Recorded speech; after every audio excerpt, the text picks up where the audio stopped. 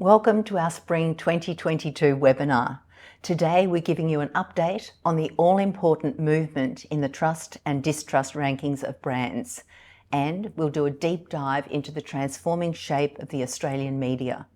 In that vein, we'll also reveal the results of a very recent survey on how likely people are to accept ads on Netflix, and whether or not Australians feel social media and the internet cause more problems than they solve. It's going to be an action-packed webinar, so let's get going. Trust is the foundation of all human connections, from intimate relationships to everyday business transactions. It's the glue that holds relationships, both personal and business, together. Trust underpins every aspect of our lives, and given the media focus of today's webinar, it's worth remarking that in a digital world where first-party data is replacing cookies, trust makes first-party data collection possible. If I don't trust you, I'm not going to give you my personal details. It's really simple. Trust also has a positive material impact. It goes way beyond comms and onto the balance sheet. More than 3/4 of Unilever's market cap is made up by trust, an extraordinarily valuable asset. But it's distrust where our deepest fears, pain and betrayal surface. Roy Morgan data on distrust and our own lived experience since 2018 has shown distrust can destroy a brand's reputation and create a negative material impact. Briefly revisiting our poster child of distrust impact, AMP. AMP was once a trusted iconic brand, but since the disastrous reputational damage of the Royal Commission, it lost 82% of its market value. This was the shock of discovering we were foolish to trust AMP too much. And it's not just AMP. Facebook, Johnson & Johnson and Rio Tinto are all examples of companies whose market value, revenue and leaderships have been materially impacted by brand shock and deep distrust. And it threatens the social license to operate of entire industries. So how do we measure trust and distrust? We conduct a survey, a continuous survey. And Roy Morgan is in our 5th year of asking 1,800 Australians each and every month which brands they trust, and quite separately which brands they distrust. We also ask them why they trust or distrust those nominated brands, and we record exactly what they say in their own words. This research is open-ended and unprompted. It means for people who nominate a brand, it's so top of mind, either trusted or distrusted, that they put it ahead of all the other brands swirling around in their consciousness. So let's look at the trust winners and the distrust losers in the quarter ending 30th of June 2022. I'd like to start with an overview of industries. Now, we don't actually ask people about industries, we simply roll up all the mentions of brands in a particular industry. And the first thing we see on this slide is that not all industries are the same. Supermarkets are really trusted and social media is really distrusted. And we can see there's been no change in the 4 most trusted industries: supermarkets, retail, consumer products and services. They're the green columns on the left with an equal sign. That means no change. Interestingly, travel and tourism dropped from 5th most trusted industry to 7th place, due mostly to Qantas. On the flip side, the banking industry improved 1 place to now be 3rd most distrusted, largely due to NAB's significant improvement since Ross McEwan took over as CEO. Now, if we take a longer-term view of the 5 most distrusted industry sectors, we see that since early 2018, they've all become more distrusted than trusted. Interestingly, in the second quarter of 2022, all 5 started gently improving, with the banking sector the fastest improver. But let's not get too excited. All 5 are still very deep in net distrust territory. It's worth saying at this point, we can look at this remarkable picture because only Roy Morgan continuously measures distrust and has been since the beginning of 2018. So now let's take a look at some specific brands. First, we look at those with a net trust score, more trusted than distrusted. And there's been no movement in the top 6, but Apple, the ABC, Samsung and JB Hi-Fi all improved. The only 2 banks on the list, Bendigo Bank and ING, each dropped a couple of places. Qantas, interestingly, had the largest drop of any brand in its actual net trust score, but not enough to change its ranking. Now, looking at the bottom right corner, we see Wesfarmers is in the top 20 most trusted list for the first time. Australians nominating Wesfarmers said things like it's community-minded. They mentioned integrity and social conscience. If we dig even deeper, it seems the 2 Wesfarmers brands, the highly trusted Bunnings and Kmart, are pulling the parent company up in the trust rankings. Now, Australia's most distrusted brands, where distrust outweighs trust. The 5 most distrusted brands are all media or on the fringe of media. Facebook, Meta, Telstra, Amazon with their Prime connection, News Corp and Google. The big losers in the top 20 most distrusted brand rankings are BP, Optus and McDonald's. The big winner is CBA, which improved dramatically from 13th most distrusted to 63rd, way out of the top 20 most distrusted brand list. Less dramatic improvers are Shell, Twitter, ANZ Bank and Westpac. I thought I'd also take a look back at the winners and losers beyond these quarterly results, and found that over the 12 months to the 30th of June, the last 12 months, Harvey Norman was by far the biggest loser. It went from 17th most distrusted to the 6th most distrusted brand in Australia, an extraordinary decline. Those who distrust Harvey Norman still dredge up the JobKeeper scandal, no doubt influenced by the negative media coverage at the time, like the Financial Review headline that read, "Jerry Harvey is everything that's wrong with JobKeeper."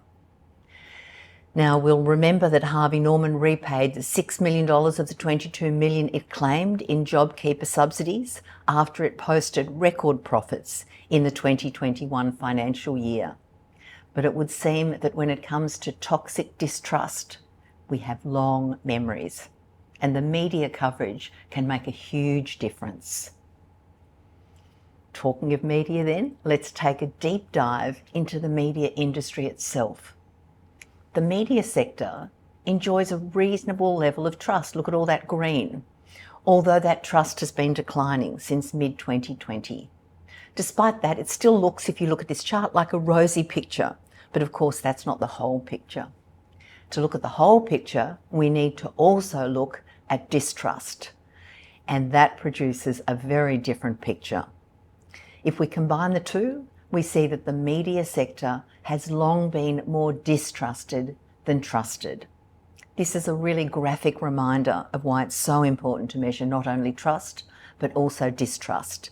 The black line with dots is a net score calculated simply by subtracting the distrust score from the trust score. Now, when we ask Australians why they distrust the media, the most common responses included dishonesty, fake news, it lacks integrity, unethical, sensationalist, and too motivated by profit. And now there are serious concerns over privacy, doesn't respect privacy, and data security is a bigger issue. So which media brands are the most trusted and the most distrusted? Despite 3 years of declining trust, the ABC is consistently more trusted than distrusted, making it the most trusted media brand in Australia. And as we saw earlier, it's in the top 20 most trusted brands overall. And the importance of these rankings is not lost on ABC Managing Director David Anderson, who was appointed in May 2019. Looking closely at the ABC, despite the net trust score deteriorating since mid-2019, ABC is still the most trusted media brand. However, there really is no cause for celebration in the ABC's Ultimo boardroom. trust in the ABC has suffered a 62% decline since July 2019, dragging its net trust score down by 70% in just 3 years. The ABC management team's been working hard to reverse this trend, but whatever they're doing, it doesn't appear to be working. Although we at Roy Morgan are very clear that trust can't be rebuilt until distrust is neutralised, there's some indication that this is happening at the ABC. Now, returning to the rest of the media winners and losers. The emergence of Netflix as the second most trusted media brand is interesting. Almost no one distrusts Netflix. SBS is Australia's most trusted commercial TV network and the third most trusted media brand overall. And now if we look at the distrust side, News Corp is the most distrusted media brand in Australia. In fact, dominant print media brands News Corp and Fairfax are both distrusted.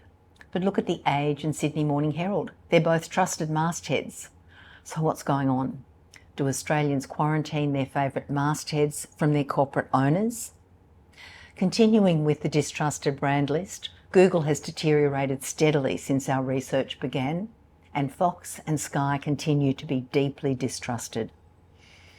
I think when we look across both lists, there is something in the idea that corporate brands are more likely to attract more distrust.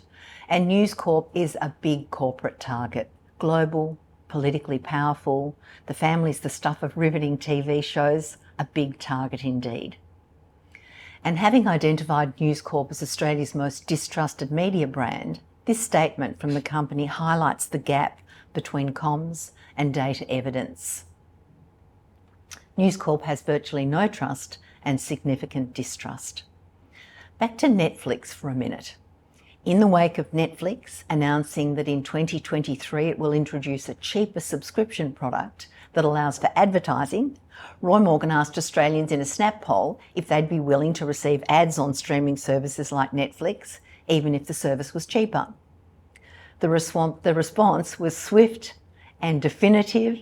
It was a resounding no.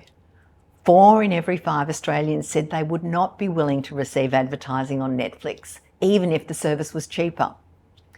Now, while that appears overwhelmingly negative, Netflix wouldn't expect all subscribers to switch to a cheaper package with ads. In fact, if they did, that would be pretty disastrous for their streaming revenue. And perhaps to have almost 20% of the country willing to accept ads for a cheaper subscription might be very good news for Netflix. But it could only work if subscribers trusted Netflix to do the right thing. And as we saw earlier, Netflix is the most trusted streaming service in Australia.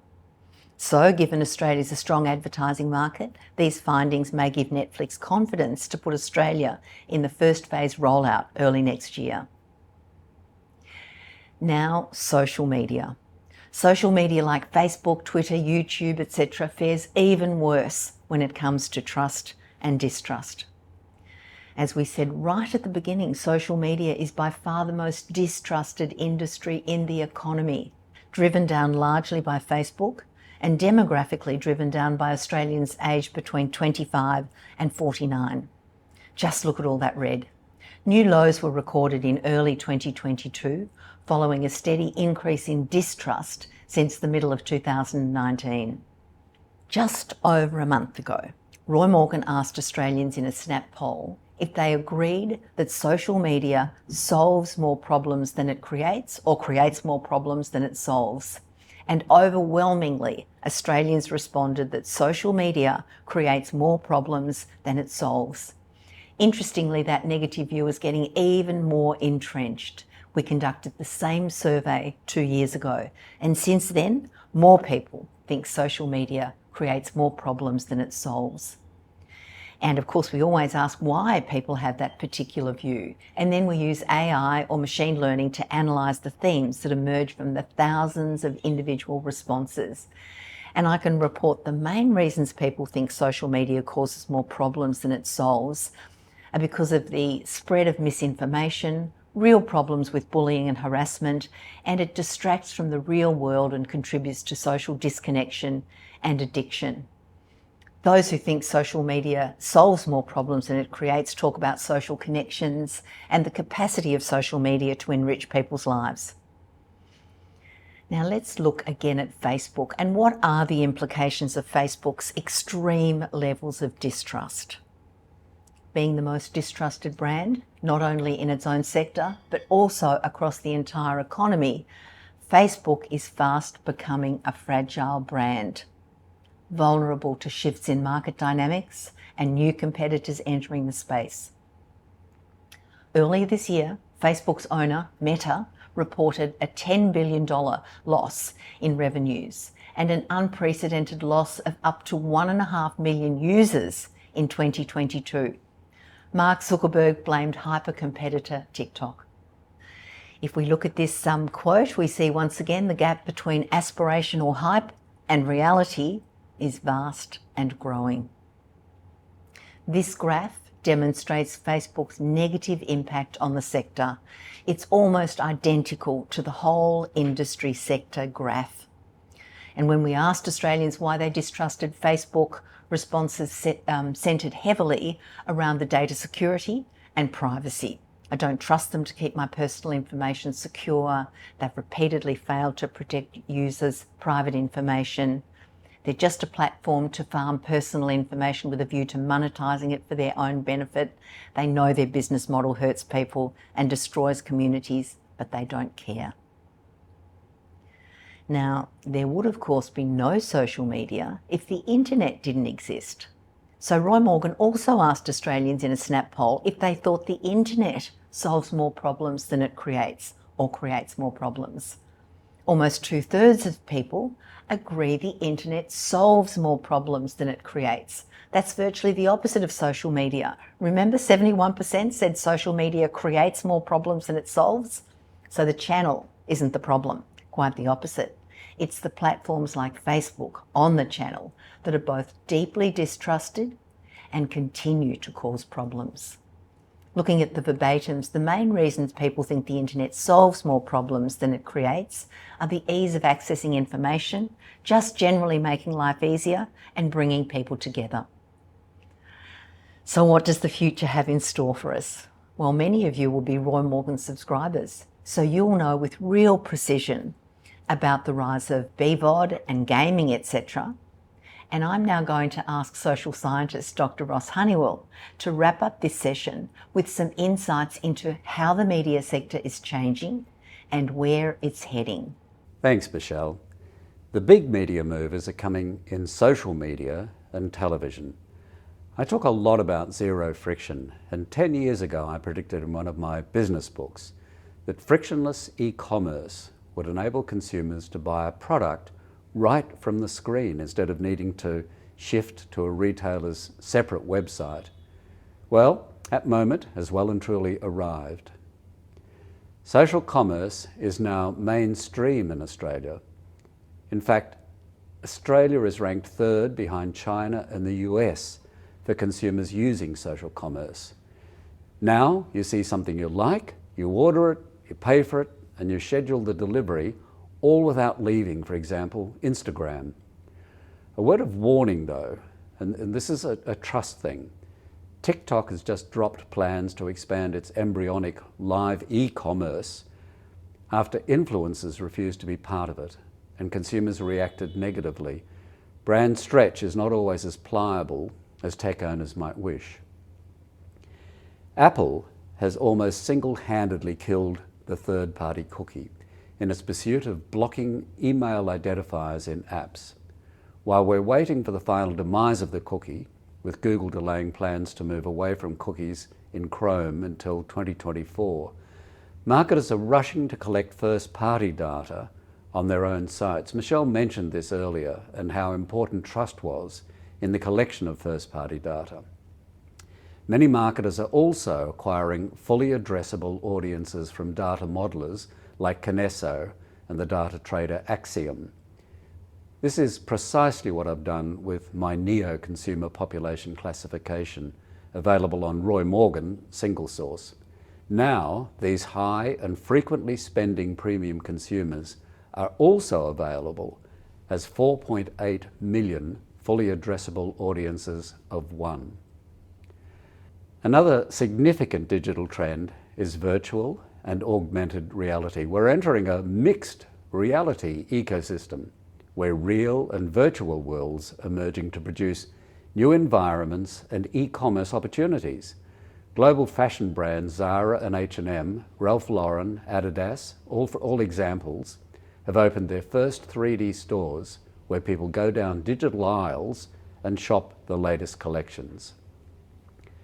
People are even able to visit digital towns as well as stores, buy NFT, that's non-fungible token, art and fashion, while all the time interacting among themselves via the traditional social channels.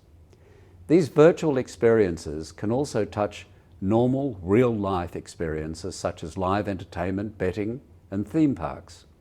It's all converging, the real and the virtual. This opens up new opportunities for sponsorship and brand advertising. Australian tech luxe startup Miami has released multiple NFT fashion items, including a melting digital ice runner to call attention to climate change. Even Walt Disney has announced plans to build a theme park in the metaverse. So this is no longer the stuff of science fiction or technology fantasists. After all, McKinsey is predicting that more than $5 trillion will be spent in the metaverse by 2030. Moving now to TV, broadcast video on demand, or BVOD, is the country's fastest growing media channel, with Australian revenue growing by a record 53% in FY22, financial year 22. BVOD platforms include 9Now, 7plus, 10play, Foxtel Go and Kayo. Unlike traditional free-to-air or linear TV, BVOD requires a viewer to register and log in via a digital device like a tablet, a smartphone or on a computer. That registration information enables the broadcaster to target ads to consumers, something traditional linear TV could never achieve. This is all part of the unstoppable addressable TV phenomenon that goes right to the heart of a cookieless media landscape. But free-to-air TV is far from dead. Smart TVs are now connected TVs. Viewers download apps to get streaming services that require them to log on. So marketers now know how to connect with the TV sitting in the living room, and advertisers can unify their ad buys across linear and streaming with much smarter measurement and control over who sees their ads, when and how often. The really good news is that addressable TV enables smaller advertisers to consider something that was previously far too expensive to get past the TV barriers to entry. Even high street retailers may well take budgets away from search and out of home they've historically focused on and into local TV campaigns instead. So Michelle, that's a very quick dip into a couple of media trends. So back to you for a wrap up. Thanks, Ross. And that brings us to a close on this deep dive into key parts of the media sector. I'd once again like to thank the head of the Roy Morgan Risk Lab, David Laffin, working with Adam Ray and Tom Mullins, and the data scientists at Roy Morgan for turning trends into data science. See you at our next webinar. Have a great day.